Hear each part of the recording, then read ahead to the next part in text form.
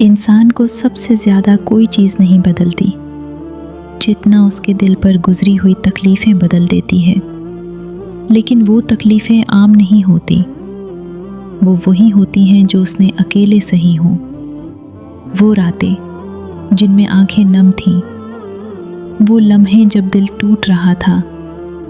مگر سہارا صرف سجدہ تھا۔ لوگ کہتے ہیں یہ تو بہت بدل گیا ہے،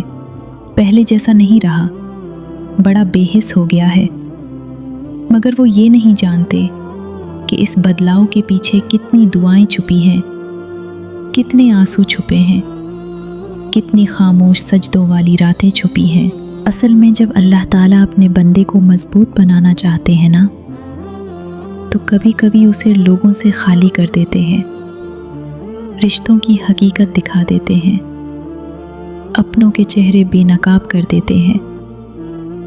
تاکہ بندہ سمجھ جائے کہ سہارا صرف مخلوق نہیں، اصل سہارا خالق ہے۔ جب ہر دروازہ بند ہوتا ہے تو اللہ ایک دروازہ کھولتے ہیں، اپنا دروازہ، اور پھر وہ بندے سے جیسے پوچھتے ہیں، بتا میرے سوا تیرا کون ہے؟